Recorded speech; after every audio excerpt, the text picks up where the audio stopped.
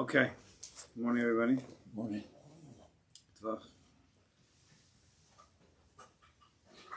So last week we were on we finished off on around page 89. And we started working on the hemshich of the sugya of Hishtadlus. In specific in regards to if you have a person who doesn't have any of the reasons that the Chavos Abba said that one needs to do Hishtadlus. If a person doesn't need to be tested, and we'll read the words in again in a minute, if a person doesn't need to keep himself out of trouble because he's a good guy, so then he shouldn't need a Hishtadlus. It's a very logical progression. If there are two reasons for Hishtadlus, and then those reasons don't apply, so then Hishtadlus shouldn't apply. Right? It's mathematical. So that's what we said last week on page 89. And we'll just read the English on the bottom right. Let's just read the English. If a person strengthens himself in the service of God, choosing to be fearful of Him and to rely on Him with regard to both Torah and worldly matters, a person is constantly thinking, connecting, and having bitachon, trust in the Kodesh both in Gashmis and in Ruchnis. There's no sugya where bitachon doesn't touch. We've discussed this many times. Bitachon is in all areas. Ruchnis and Gashmis, everything. So if he has the trust in the Kodesh Baruch Hu, additionally, if he turns away from inappropriate character traits, he's working on his midos, and instead strives toward good character traits, and he does not rebel against God, even at times when he is at rest. We discussed this point last week. He does not rebel against God even at times he is at rest. Parenthetically, because he realizes that HaKadosh Baruch Hu gave him that rest when he is at rest from his stresses, and does not turn toward leisure. Again, parenthetically, it doesn't mean a person can't take a vacation if it's needed. It means in excess. Rather, he constantly involves himself with the service of God. Davening, learning. It could even be, we said, could be working out. If that's going to aid in his life, it's going to help him feel good, healthy, which helps him daven, which helps him learn, which helps him be a good father, husband, whatever, wife. So all of these things can be in line with Avodas Hashem. Specifically, if a person has in mind that he trusts in the Kodesh Baruch Hu in all areas, right? A person who doesn't trust in the Kodesh Baruch Hu in Ruchnias and he doesn't understand the Sugya of Bitachon, so then he might actually he might overdo it in the Ruchnias area. I have to learn every single second. I have to daven every single second. Every single moment I have open, I have to put in a sefer, I have to do something. Right? There are people like that. Because they think that they have, it's all on them. The entire chrayas of Ruchnis is on them. We're going to learn in detail, not yet, we're not there yet, but there is a difference between the Hishtadlus Bitachon in Ruchnis and Gashmis. But what is not appropriate is for a person to think too much that the chrayas is on him in Ruchnis, and he doesn't involve himself with some kind of limud every single second, then he's a yitzlach, he's a mevatel Torah, he's a bad guy. That's not true either. That's the Kodesh Baruch Hu doesn't want us to stress out either, right? If a person's stressing out over something, that's not with bitachon. Right? If a person is doing something too much, where he comes to the place of stress, he's overburdening himself, we have to stop. Where are these thoughts coming from that's making me overdo it? Where is it coming from? If you follow the line back in your brain where it's coming from, it's probably not going to come from, I trust in God, therefore I'm overdoing it. Probably not, right? Like 99% of the time. So we have to follow where these things are coming from. So both in Ruchnis and Gashmis, a person has to have that bitachon. So he doesn't have that problem, this person. This person that you're referring to does not have that problem of overdoing it. This person, the Chovos Avos. Yes. It's just simply perfect. Mostly not. It's simply perfect, but al derech. Al derech. Al haderech. Al haderech. Al haderech is perfect at this stage where he's at. He's perfect. Everybody's perfect at every stage of their right? Depending on how you see things. But we're talking about a person who's according to his own madregas, he's working higher, higher, higher. I don't want to say the word perfect because then we'll never say I'm never here. So we're going to discuss a little bit. Maybe today I'll in a little bit I'll give a little bit of a litmus test to know a little bit where you're holding and how a person can grow in this area without becoming depressed by not being there. I'll never be there. We'll get to it in a few minutes. Mitzvah Shem. So rather, this person, he constantly involves himself with the service of God. Again, that's where I went off and said, even sometimes working out or doing other things that's not actually a limit or saying to him every single second, that could also be the service of God, depending on where your kavanah lies. Where's your kavanah? That's how all of Chovos Levavos works. Chovos Levavos leiv, it means the brain and how it affects the heart, but it means how do you think? What's the proper perceptions of life? What's the proper thinking? That's what he's teaching us. Not being swayed by his evil inclination or the indulgences of the world. He's generally not being swayed by these things. He's above them. Then you have this person, this high-level Jew, according to where he was holding. Each person is different. Then in turn, such a person will be relieved from the need to exert himself in the search to obtain his sustenance.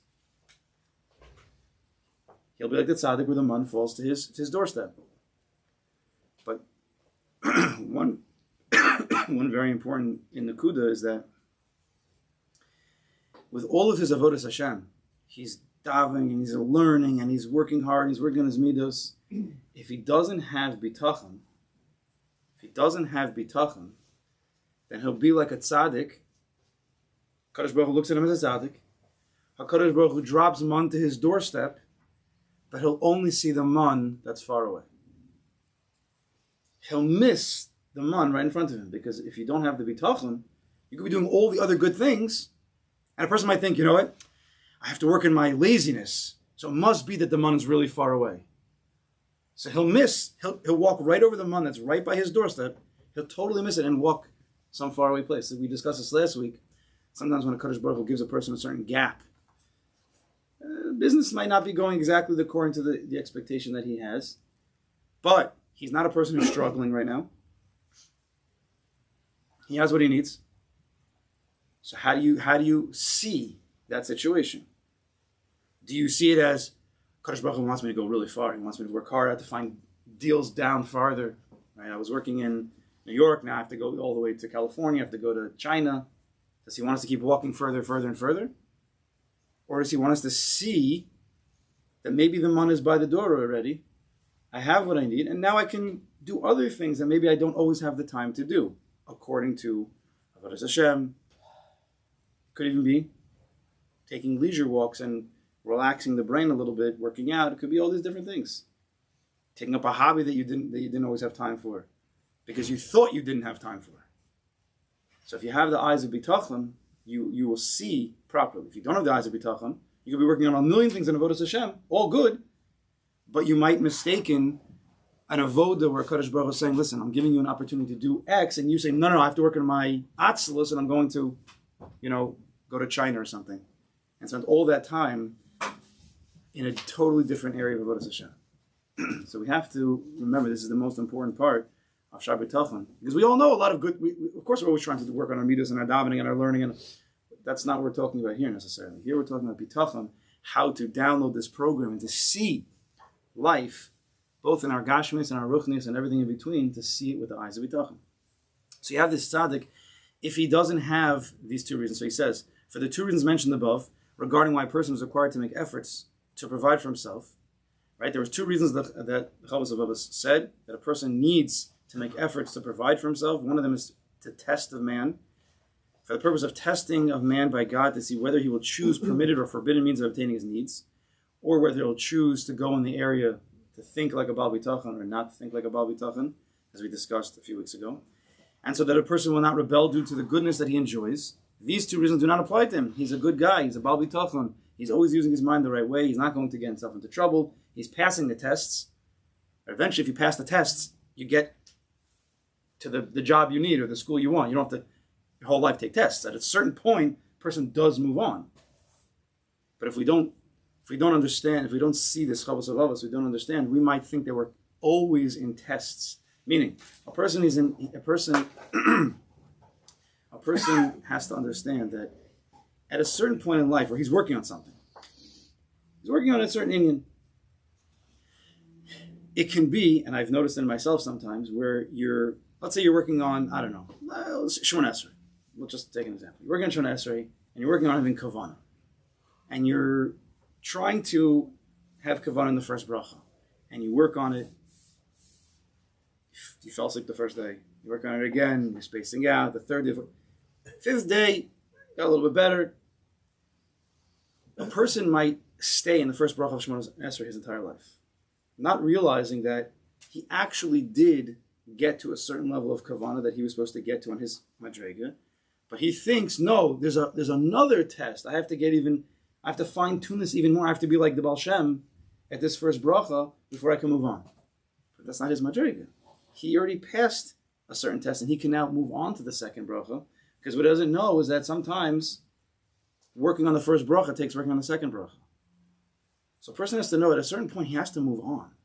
There are certain people who, I'm speaking certainly in Avodas Hashem, I don't know much about Gashmias in Yonim, but a person will stay on a certain lower level again and again and again, never even being open to moving on to something else. I'll give you an example. A person will stay, he'll hear Rabbi speak about Pnimis Torah, the deeper Svarim. I'm not defining what that is. Each person might be different.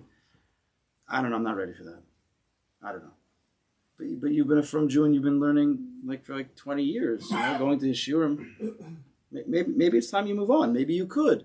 Doesn't mean don't learn other things, but maybe, I don't know. I don't know if I can. I have to stay in. When I finish Shas, with Rashi, when I finish Daf Yomi for the first time, then maybe I'll move on. It's like a second year in, A person does need maybe personal guidance from a Rebbe. That's why a person needs a Rebbe. You're too close to yourself, no? True, but you need to have the thought in your head to then go to the Rebbe. We don't even think like this. But yeah, many times, a certain Shaila Bitachon Ishtadlis, you asked last week, how much Bitachon, how much Ishtadlis? We'll give a certain general rule, but at the end of the day, you do need to ask a Rebbe. But you need to think that it's even a Shaila. We're so boxed into our same 20 years or 30 years or 40 years that we've been working, and we just circle around the same stuff again and again, again and again, again and again. Some people, there's certain shamas that can't, for 1 second they circle around the same box or circle, they go crazy. But for most people, most Jews, we just stay in the same pen, just going around. Raise your standards. Raise your standards. So the Chovos Vos is opening this up to these in Yonim.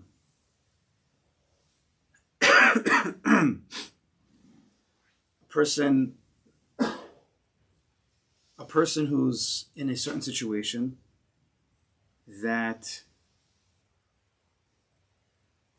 doesn't look so good. There's a situation that doesn't look so good. How does the tzaddik think about the situation? Some sickness, some money loss. What's the first thought of the tzaddik? What is a Kodesh Baruch Hu? First of all, the first thought of the tzaddik is Kodesh Baruch Hu is doing this. Muskal Rishon. And we're going to go back. There's a big yesod.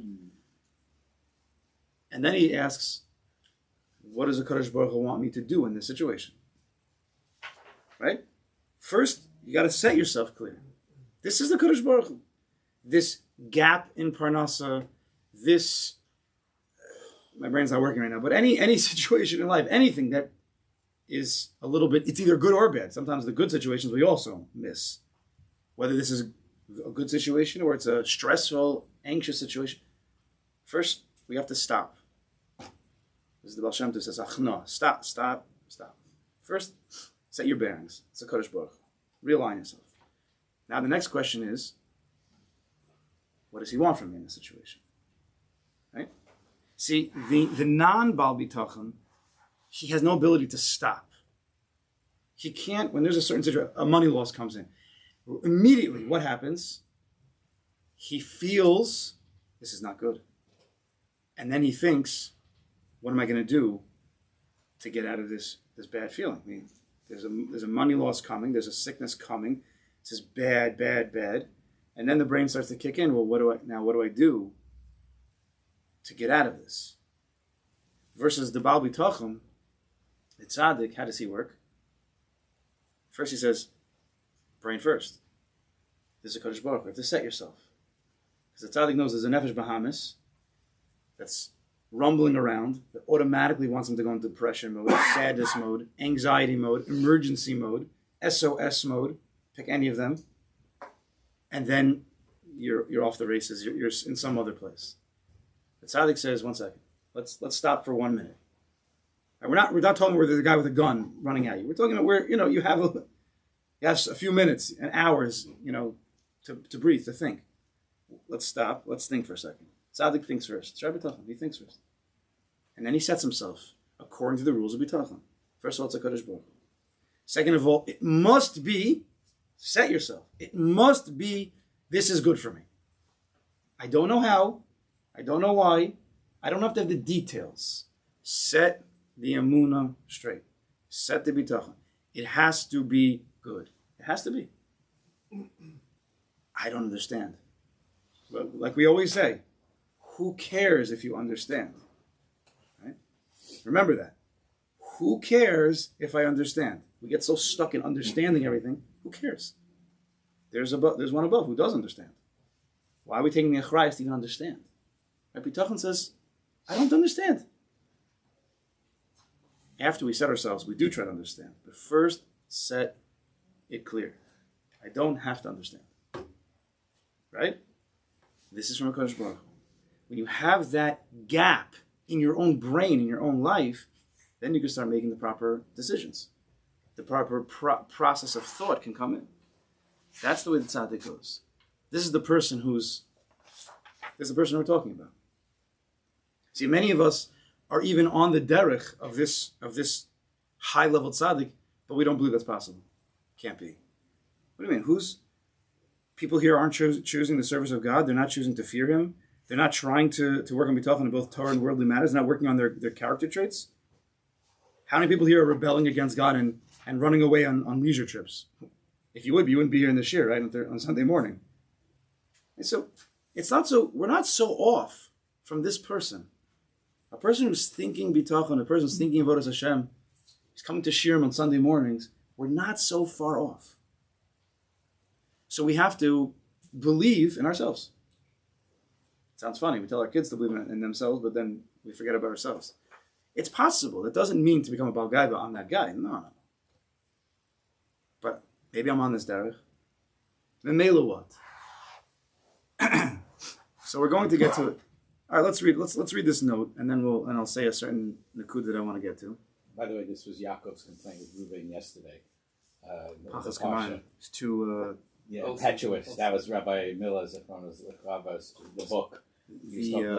One of the major, most important outgrowths of Bitachon. Bitachon is a klal. Then there's pratim that come from it. Is savlanas. That's exactly what we're just talking about. Savlanas gives a person that gap to think before just reacting.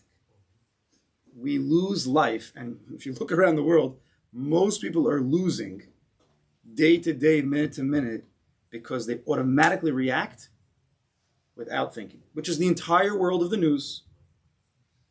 It's like reaction after reaction. It's so far from the truth. Which doesn't get in the way of the reason that people are making mitzvahs. Right. No, the reason why doing mitzvahs is a different thing, and it's right. It's a good madrega, and it comes from a place of emunah bitachon to move fast. That's the tikkun of all of this. But you're also saying that if you believe that you're this person, you have the right way of thinking, that you don't have to. You of course, you question yourself. You have the ability to be somebody who acts quickly and knowing that the way you act is correct. Correct. Sometimes we doubt ourselves that we're doing the right thing when we've been learning this sugya for over a year now. It is possible to believe in yourself that you're making the first proper quick reaction. It's possible, right? Eventually, thank you. People they question their motives, their reactions. Yes, if you're not working the sugya bitachon at all, you're probably not thinking bitachon. But a person who's been working on a sugya for an entire year, okay, albeit once a week, it's possible that you're thinking properly, and your first reaction might be the right reaction. It's okay to analyze afterwards, slowly and in a calm place. Did I make the first right reaction? But we have to move on. It's possible that we're much better than we are. And when I hear people downplaying themselves, and then I point to them and I say, let me show you all the reasons why you're wrong about yourself. You're actually at a high level. I see this is happening. People are not trusting in their own abilities. Because, one of the problems is, it's a longer shmuz. What? You're supposed to trust up there. So sometimes it becomes from a frumkeit of trust. I have to trust in God, I can't trust in myself, which is a big problem. Also, if I trust in myself, that means I'm a Baal Gaiva. This is such a problem that's going on. Because we don't know the sugi of Gaiva, we don't know any of these sugis. So a person thinks, it can't be that I'm actually right, because then I'm going to fall into every shmuz I ever heard in life that I'm a big Baal Gaiva. And I'd rather not be a Baal Gaiva, so must be I'm wrong. But then you're just shooting yourself in the foot and you're just staying in the same pen. Right? This is what keeps a person in the same pen. He can't believe that he's actually better because then he thinks that then he's stuck in Gaiva world. Now, a person always has to check himself. But it's okay to think, maybe I made the right decision. You could speak it out with somebody. You could ask, what do you think? Did I make the right move? We have such low belief in ourselves, in Avodas Hashem specifically. In Gashmis, there's not a problem. We know where we're holding. Happens to be there's dollars and cents. It's actually, there is an easier way to know sometimes. But when it comes to Ruchnis, how do you know? How do you know? And if we've been taught wrong, or we understood wrong, or something is off, we're going to make big mistakes in analyzing ourselves in Ruchnis. So we could be making, millions of dollars and still be depressed. But I thought I thought the millions was like the thing you're going for. So shouldn't that make you happy? There's something wrong in the system. There's something wrong. And there could be like a billion things wrong. But the sugi of bitachon is like the tikkun klal. You could always trust. Yeah. So when you're, let's say, a single person and you want to be in the sugya. If you're a single person? You're a single person. You're a kid, whatever. Oh. You want to be in this sugya. Unmarried specifically? Let's say unmarried specifically. Okay. You want to be in this sugya. And you're working, and let's say there's no other support. Let's use Parnes because that's the obvious one. And you think you have a chayis for yourself. Right? So then you get married. Let's say you have now a chayis for the spouse. And then you have kids, you have a chayis. So a person is trained to think that they have the chayis, and you have grandchildren, and you have a chayis for the children, and the children are getting married. So there is a natural flow of thought, of incorrect thought, that says, yes, I'm doing better all the time, but my level of chayis, klape, tzedakah, and the shul, and this, and the children, the grandchildren, making sure the yeshiva tuition, and so on, it's a natural growth which prevents you in a certain way from swinging to that path that we've been working on for a year. Yeah. Did you? There was this podcast. Because of this sefer, there's a whole website that Kahas has been working on. There's a whole podcast. They interviewed me a few weeks ago because of this sefer, this chabura. And one of the questions they asked me was, do you think every married couple should learn Shaar HaBitachon? Because I was discussing he was asking me about my personal connection to the sefer. I was discussing it, and I said to him, they should be learning this in high school, then they should learn it again after high school, then they should learn it again when you're married, every step of the way. Exactly. Otherwise, you go off. And we're now standing 20, 30, 40 years in some place where we're good people. But in this sugya, we're just somewhere out in the boondocks. And now we have to start bringing it back. And a lot of these sugyas, and I think I discussed it once, is that even if we can't make outwardly life changes. So what are you saying? Are you saying I should change my whole job? I should just be a Baal Bitachon and then throw away my job? I can't do that. That's not what we're saying. You have to change your brain. That's the goal of the sefer. But also, how about we teach our kids? Right? Are we going to let our kids just go in the same non-thinking, non-bitachon path and then wake up at 30, 40, 50 and say, oh, I didn't know that I could just trust in God and there's a whole other world that I can realign myself with, and still go to work, but be happy. Still have a chrayas, but know how to handle it without becoming depressed. So we also have to know this is for us to teach slowly but surely. I'm happy you brought that up. So this is a sefer, yes, constantly, remembering, reminding ourselves. And it doesn't have to be necessarily learning the sefer. It's get the klolim right and constantly go over them. Usually the sefer. Okay, so let's read it. It's a long note. I'm a little bit unsure if I should read it or not. Okay, so HaBitachon. HaBitachon. Yeah, which way? So there are klolim, and then there's pratim. There's yisodos in life. There's big general rules. Like we said yesterday in the chabur in the morning. Yisod is the same gematria as klal. Same gematria, 80. A klal, a yisod, and then there's details. Okay, we're going to read. I'm preparing everybody. This is a general klal in life. Is that, let's say there's a Dvar Torah. We're about to read a Dvar Torah about Yosef Tzaddik. It's a prat. It's about Yosef. It's going to bring out a klal, a yesod. Even if you don't like how the pratim are going, it's okay. We're not going to ask questions on the pratim. I'm not going to answer any questions about the prat.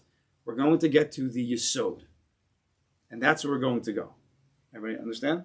Because this happens in life a lot. We get stuck in details. We totally miss the klal. Totally. One example of this, just people who learn Svarim, is that there's the sefer and then the notes. Right, even here. The sefer is the ikr.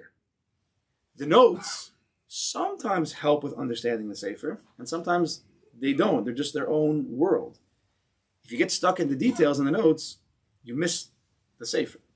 This happens with relationships. If you get stuck in the details of a relationship, you miss the entire person. This happens in ruchnis in general, and we miss it at work. We have to remember, there's ikr, there's tafel, there's details, and then there's general rules. You have to become mevinim in what the difference is between the two. And to be able to spot, when is this a prat, and when is it a klal? Don't mix the two up. Mm-hmm. We make big mistakes in life, in every area. Gosh, within ruchnis, when we do that. I'm sure in the business world, you have seen this. So let's read on page 90 on the bottom. I'm going to read pretty fast. The concept that certain righteous people are exempt from and even punished for making any type of vessel for their sustenance and blessing. So this they add. Right at tzaddik. Nah, I can't. It's very hard for to read it in one line without stopping. You see what they said here? The concept that certain righteous people are exempt from, that's what we're discussing. You could be exempt according to where you're holding an avodas Hashem. You might be exempt from certain areas of Ishtadlus. But then they write, and even punished for, which is going to be the sugi of Yosef at tzaddik, if you don't live up to your madrega, HaKadosh Baruch Hu's either he might take it away from you, or he's going to force you to recognize that. And if you have the wrong eyes, you might not see that he's forcing you in the right direction. You might think that he's pulling things away from you. Generally, he's forcing us into the right direction. But if you don't have the right eyes, you might just see it as darkness rather than a light within the darkness. Could you give an example of what you're saying? It's too vague. So let's see with the sugi of Yosef, yeah? He says, making any type of vessel for their sustenance and blessing is evident from the teaching. So sometimes a person could even be punished for making a vessel. Now, punishment according to us is what? In this chabura. How do we learn what punishment is? Is there punishment? Then, well, how do we look at it? It's realigning me. It's in my best interest. It's my best interest to realign me towards my greatest koach, my greatest strengths. That which is inside of me. Kadosh Baruch Hu is forcing it out. If I'm not going to go in the right direction, I'm going off. So he has to whack me back into position to bring me to the derech hayashar. That's what a punishment is. What eyes are you looking at it with? If you're looking at it with the eyes of bitachon, you trust that this is good. So Kodesh Baruch Hu realigning me. If you don't have the eyes of bitachon, you look at it as just, I'm getting whacked in the darkness because of some sin I did 30 years ago or something. Kodesh Baruch Hu has to take revenge on me. He has unfinished business with me. That's not the sugya. When Yosef was in the Egyptian prison, he asked the butler who was in the prison with him to mention him in front of Paro, said he would be freed. However, we told that Yosef was forgotten. Rashi explains that Yosef's being forgotten was a punishment for asking the butler to intervene and not placing his full trust in God. Rabbeinu Bachai explains, God forbid that Yosef placed his trust in the butler. Rather, his trust was in God alone. Nonetheless, Yosef thought that God prepared. His mistake was not in bitachon, his mistake was in his shtadlus. He thought that God had prepared the butler for him to be the messenger through which God would perform the miracles of his freedom. So he thought that the Sar Mashkim was his way out, sent by God. He was all aligned. It's Kodesh Baruch Hu doing this, I'm in jail because of him, but Kodesh Baruch Hu wants me to get out, and he sent the Sar Mashkim to be the vehicle. Sounds good. However, this was a mistake. He thought that he needed a natural vessel for God's blessings. However, a righteous man like Yosef should have known that he does not need natural paths through which the blessings should flow, because God is the source of all vessels and blessings, and he should have placed his trust in God alone. Let's keep reading. This needs further clarification. That was Rabbeinu Bachai. What does that mean? That sounds, so I should never do anything? Ever? Now, first of all, we're talking about a tzaddik. Someone who's at a certain madrega.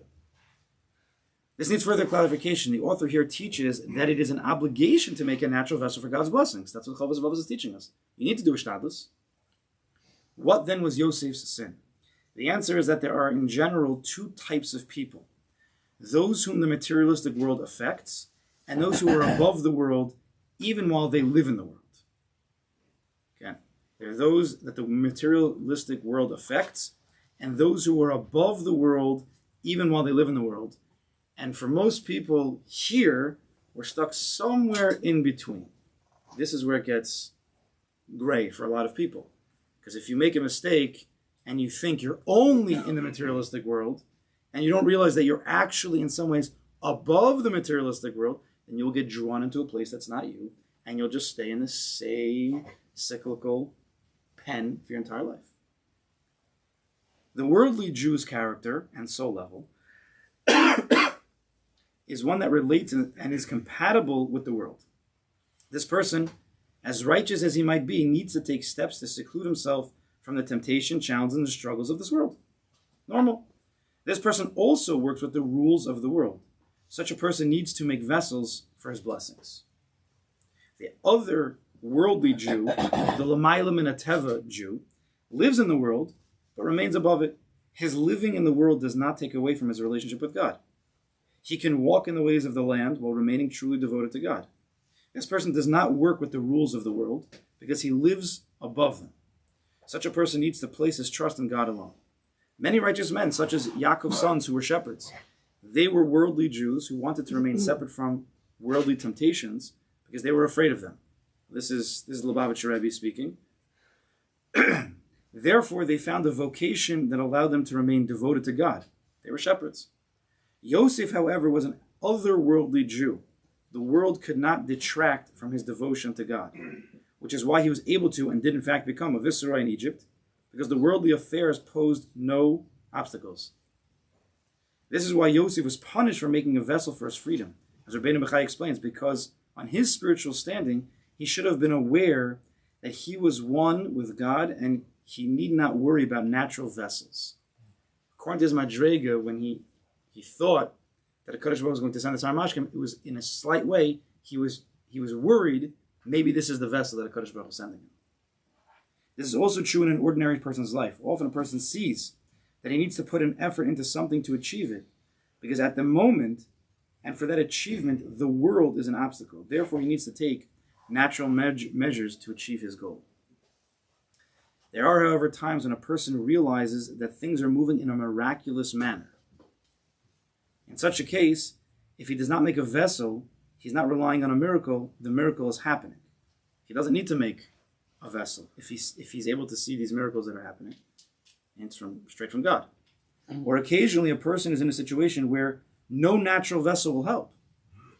In such a case, a person must realize that the hand of God is directly orchestrating these experiences and needs to place his trust in God alone. So, can I ask you a question? Maybe. So that last piece you just said, so you're talking about a person who is not a Yosef type person that is, what was the word they used? Not worldly, but Worldly. No, Yosef wasn't. Yosef was otherworldly, then we have worldly. Otherworldly. Right, so we're talking about now, this last piece that you just said is not the otherworldly, but the worldly. The last paragraph is the otherworldly. Is the miracle Jew. Sees the miracles. There are, however, times when a person realizes that things are moving in a miraculous manner. So we're talking about not the otherworldly person, but the worldly person who sees that even though they usually they live worldly, right? They see that things are happening in an otherworldly way. In other words, creating it's right. I'm with the Cong. In such a case, if he does not make a vessel, he's not relying on a miracle. In other words, normally he creates the vessel because he's worldly, but he realizes that things are happening that are otherworldly, and therefore he does not creating a vessel won't help here because there is no vessel that can be created to capture this. So he's underestimating who he is. This is the ordinary person. It's the ordinary person himself properly and realizing that the things that are happening are not the way it usually happens, and he can't do what he usually does. And he has to allow, and there's no vessel to create, right? I think that's what he's saying. It could be, I read it too fast. No, it's Lamaisi. Yeah. So the last two paragraphs are discussing an ordinary person, the worldly Jew, where he's able to see sometimes he needs to put in the regular shtadlus, and sometimes he sees that this is not for my shtadlus. To explain, but the way he's now explaining this is the way that we can understand how Yosef HaTzadik couldn't understand his brothers. And you can use it for a lot of details. Because of the fact that how can an otherworldly person see things in a worldly way? And you can say the same thing about the brothers. How can a worldly person understand what it is to be otherworldly? Because they're not there. So I don't want to get into the details, but this is what we see in the Psukim a lot of times. Yosef keeps saying, "Am I in place of God? Am I in place of God?" I mean, there was this certain difference between the two. Yeah. So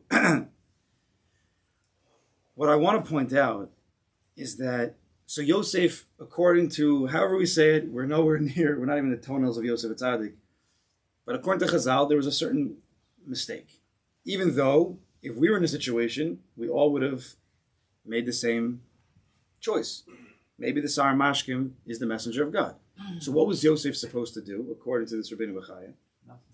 He was supposed to interpret the dreams of the Sar Mashkim and just go on his merry way. Still hoping and trusting that Kodesh Baruch Hu takes care of him. But it would be in a clearer fashion. Right? I mean, what was Yosef supposed to expect? That the doors would just open up? He doesn't expect anything. He has to live with an inner feeling of bitachon, of trust, and not worry, and not then grope, maybe, or in the darkness, for maybe this is the messenger. Right? It wasn't clear. It was a few steps removed. Maybe this guy will get out. Maybe this guy will then tell Paro about what I did, and then maybe Paro will... It's a lot of steps. The madreg of Yosef HaTzadik was that he should have... Again, is that he should have felt in his heart whether this was the right decision or not. Not use his head here. Because the sugi of bitachon is supposed to train our heart. Now, what's the tachlis of bitachon? The tachlis. The tachlis is to get to a place of yeshiva das, menuchas and nefesh, simcha, a calm soul, a calm spirit. We need to learn in our brain first what it means, who is God, why should I trust, what is trust. We've learned that whole thing, and then hopefully it's going to enter into our hearts, and then we can trust.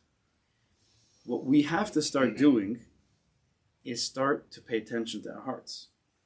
Because our heart is going to be the litmus test to where we're holding in bitachon. Yes? Right? If all of bitachon is in the heart, not in the head, It's in the heart. So my heart can be 100% Baal Bitachon. It's always at ease, never rushing, never pushing. Sometimes it could be 0 Bitachon. I'm always thinking everything's on me. I'm crazy. Everything's in every area of life I have to do. And then for most of us, we're somewhere in the middle, between 100 and 0, right? So how do you know where you're holding?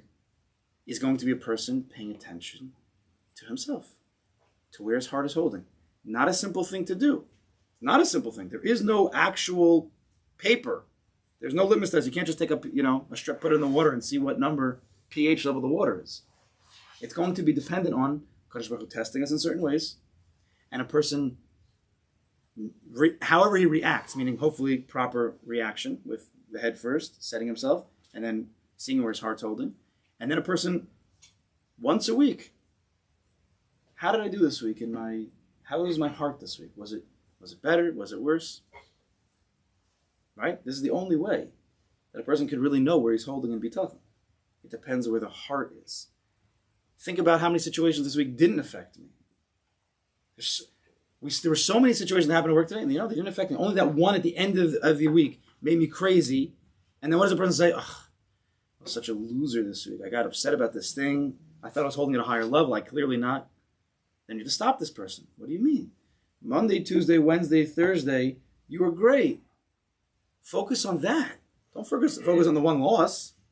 This is the same thing. We stay in that pen because we don't focus on our wins. We only focus on our losses. It's the same kind of sugya going again and again.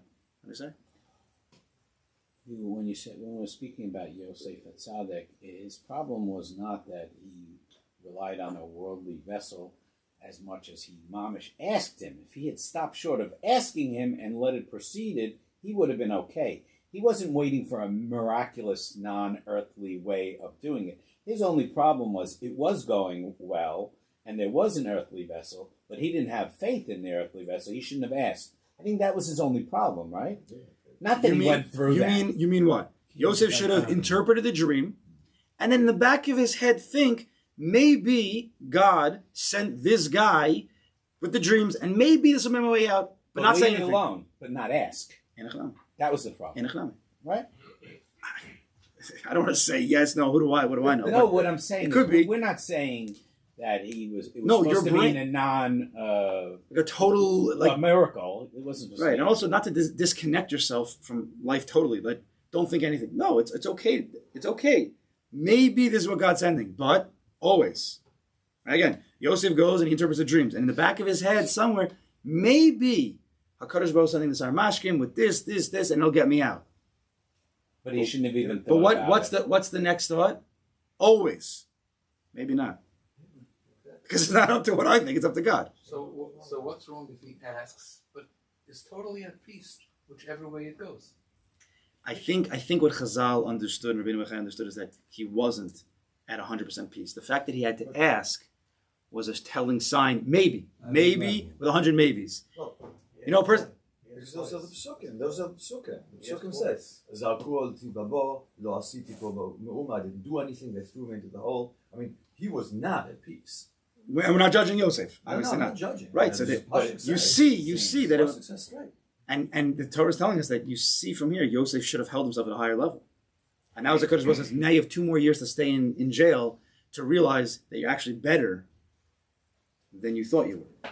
So the jail time, the extra 2 years, was not to punish Yosef. Right? We have to look at it a different way. It was to train Yosef into a high level of bitachon, to realize I'm actually better than I thought. Because otherwise, why am I here? Kodesh Baruch Hu must be squeezing me to show me that I'm a higher madriga. We understand punishment. Right? Exactly. That's how he got out. Because if Yosef didn't come to that conclusion, he never would have gotten out. Listen to the way he answers Paro. He says, "That's not me." That was when everything changed. Game changer. Right? Yosef, just look at his life in like a physical way. He starts with Yaakov in Canaan, the highest. Slowly he goes down to Shechem. He gets messed up. Then he gets sent down, like with Ad. Then he gets sent down to Mitzrayim. Then he's not just in Mitzrayim, then he goes down into a pit. He kept going lower and lower and lower 4 times. And then from that pit, from the deepest, darkest place, rock bottom mamish, he finally shot up to the top. In one moment, he finally hit that place. You don't have to come crawling out all the time. We need to get, Kodesh Baruch Hu wants to get you to that realization of who you are, what you can be, and then the second you get that, you don't have to climb your way up. You're at the top, right where you started, even higher. And that's